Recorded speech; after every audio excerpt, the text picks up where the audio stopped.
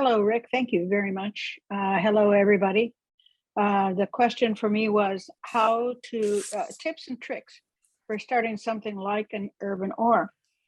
Later, I'll tell you a little more about that. But we've been in business for 40 years, and so a 10-minute presentation won't do a lot to give you any detail. What I will do is give you the bones of what you need. And first thing I want to point out is that by our name, Urban Ore, we have a registered trademark. And every town needs one. We have a copyright symbol. We're very concerned about intellectual property because we have done a lot of work to invent this system and develop it. You'll see just how much work we've done. And we're very conscious of intellectual property and don't want anybody to take it over. We share with everybody, but we don't want somebody to claim ownership, which people have tried to do a couple of times. Also, I'd like to call attention to the earth over my shoulder, the green at the poles. This is a NASA image. They took an image of the earth and they they profiled all the gases in the atmosphere, and they turned methane green and then set the earth revolving, and methane spins to the poles. So if anybody wants to know why the poles are melting faster than the models would have shown, the methane is why. And landfills are the largest human created source of methane. Next slide. So we want to avoid landfills, and to do it, you need here's the key. You need three things: land, labor, and capital. Those are the three productive factors. We started up, you can start this business in a million different ways. And we started up at the landfill in 1980. And the land was the landfill surface. The city, we were lucky, the city owned the landfill, and now it's a park, they still own it. And they let us be there. We had permission to exist and permission to occupy the surface. This was huge. The labor was our arms and backs, not mine, but Dan's for sure, you'll see. And capital was access to the discard supply. We never call it waste, because waste isn't waste until it's wasted. And that's what we don't want to do. So we had an enormous supply arriving every single day. We had no money, but we had free access to the resources. Next slide. And we developed a business with two markets. People say, what's the market for that? Well, we have two markets. We have a supply market and a demand market, and we provide a marketplace, which if you go into any small city in, I don't know, Mexico, anywhere in South America, most places in Europe, you're going to see a marketplace where people bring supplies. In our case, people bring things they don't want them anymore. We screen them to see if we can sell them as is. We accept things and we might buy some, and we salvage and we pick things up. And we provide the marketplace. We wipe them off, put a price tag on it, display them, and that's our marketplace. And buyers come in and purchase the goods in retail. Next. So we are a very unusual creature. We are supply-driven retail. So that's a very unusual business. The IRS couldn't figure us out. They audited us. And we thought that was a real good thing because it gave us a chance to negotiate an agreement for how to calculate our inventory value. You can't, the IRS auditor agreed. There's no way to take inventory here. So we calculate the inventory value. It's an interesting process and actually pretty easy. Next slide. Next, yeah, there we go. The key to the business is you make do and you persevere. You adapt or die and you persevere. And perseverance furthers. Next, there we go. Here's how we started. This is about 1979. Dan Knapp took this photo of our opportunity. And that's San Francisco Bay in the background, and in the closer to the foreground, there's all this brown stuff. That's the landfill. It was an open pit fill, not even a baklava landfill at that moment. And there are all the suppliers. Next, there's our opportunity. Not everybody would look at that and see opportunity. but that's what it is. That is the thing that it is. That's the landfill that we want to keep everything out of. That's the tipping phase. People went to the top, drove up to the edge, threw things off, and then the bulldozer came. And this is what the cutaway looks like when you haven't filled it. Next slide. So that's what we salvaged from. And here's Dr. Daniel Knapp. This is labor. This is physical labor. This is Dr. Daniel Knapp on the right-hand side there. And he's inventing the business by doing the business. And this is how it started. We salvaged not only for reuse, but also for scrap. And our rule of thumb is if you can make more selling it for scrap, that's what you do. And if you can make more selling for reuse, that's what you do. Next slide.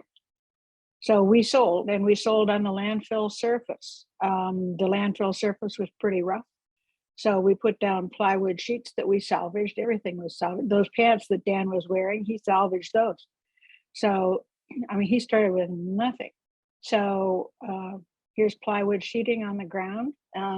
Shelley, our salesperson, had a company wallet in her back pocket, and that's how she made change. We didn't have credit cards. We didn't have a POS system. We negotiated prices. What's it worth? It doesn't come in shrink wrapped on a pallet. So the objective was you bring in more money than you pay out, and then you can pay yourself at the end of the day and start again tomorrow, or end of the week, actually, is how they did it. Next slide. This is very, very bootstrappy. So when you bring in more than you have had to pay out, you use every single excess dollar to upgrade the operation. On the left-hand side, that was our first capital expenditure. It was a sign, drop metals here. So if you're clear with your signage, people will do what you ask. They want to help, and they want to do the right thing. You tell them what to do, and they do. And on the right-hand side, that's our first truck.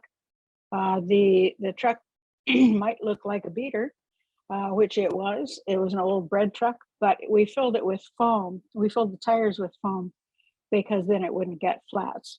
And having that truck dramatically multiplied our capability to get materials from the tipping face back to the place right at the fee gate where we were allowed to put things down and sell. Next slide. I can't say this too many times. Do honest business.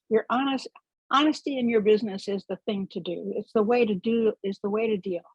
If there are so many secondhand stores that deal under the table, and all which in our job interviews, the very first encounter we have with somebody who might become an employee, we begin our discussion of people who want to come in and cheat. And they have 1,000 tricks, and we know almost all of them. I think we know most of them. And we train our people not to respond to cheating because it doesn't further the business at all. If you want to grow, and if you want to be able to discuss any public issues, you better not be a cheater, because somebody will take you down. And besides, doing honest business is much easier. You don't have so many things it's like telling the truth compared to telling lies. You don't have all that much to remember. It's much easier. It's clean. Your clothes get dirty, but your soul is clean.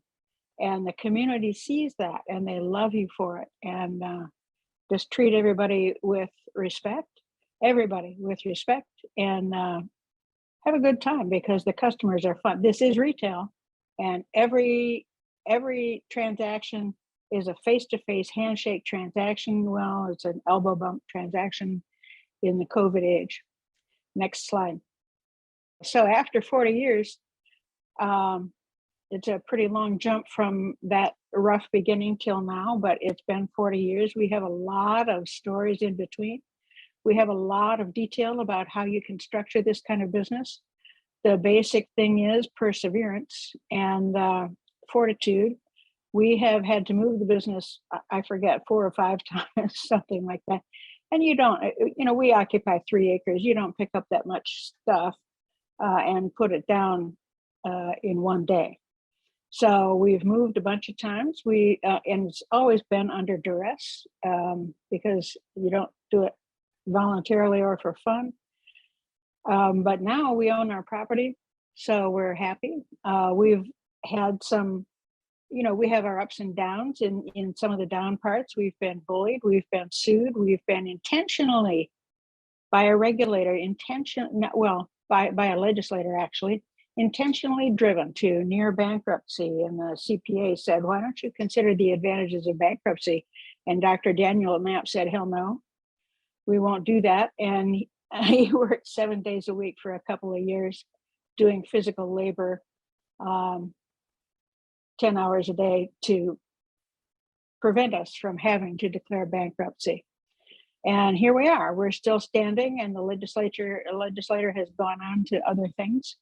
But now, and we've had, Rick can tell lots of stories about, and Gary Lisk and Ruth, a lot of people actually can tell stories about disputes we've had in the field, or differences of opinion, I would say we've had in the field, but we have opponents, we don't have enemies. And we don't regard anybody as an enemy. People are simply opponents. And some of our former opponents have been our very good friends. So we really appreciate people, and we learn from everybody. So, and now we own 2.5 acres of land in the city of Berkeley. We lease another ½ acre. We salvage about 800 tons a year from the city transfer station, but we bring in about 7,000 more tons a year, because we receive up to 100 vehicles a day now coming directly to us as an intervention, so that we prevent them from ever dumping stuff in the first place. And people who do deconstruction, they do deconstruction rather than demolishing, if they know that the materials they've gone to a lot of trouble to deconstruct, if they have a place to bring it, they will take extra trouble to prepare it, because the people are really on our side. We've discovered that in a couple or three actually, citizens initiative efforts, and we won every one of those initiatives with more than 60% of the vote, because the people like recycling and reuse more than they like apple pie. Oddly enough, we don't sell them sugar, we just sell them stuff. Next slide. So Dan and I are in the process of transitioning out of the operation. I'm 77, he's 82. And we have other things we want to do. And I'm training my replacement now. He may or may not be listening to this, watching. And when he's trained, then we replace Daniel Knapp in the operation. And Dan and I have other stuff to do. Dan is working on the recycling archives. And one of my projects is going to be developing a method to sell this operating system to anybody who wants to buy it and run their own urban org. It won't be a franchise. This is going to require you to be a very hard worker and somebody who takes risks, reasonable risks, controlled risks. And if you do it, and if you give your heart to your business, you will be pursuing right livelihood, and you will be participating in saving the earth as we know it. Next slide. So perseverance furthers. We've been through thick and a lot of thin, and this is the outline from Google satellite. The building on the left is 30,000 square feet. Now it has 265 solar collectors on it. We're very pleased with that. Max Wexler, who I hope maybe he's listening, maybe he's not, but he was responsible for finally getting those solar collectors onto the roof. He's our new operations manager. New, I say, he's several years he's been the operations manager now. And this is what we look like from above. It's 3 acres. Yeah, so we went from 0 to 3 acres using the capital of don't call it waste. And everybody is welcome into this field. There's so much room for everybody who wants to do it. Thank you.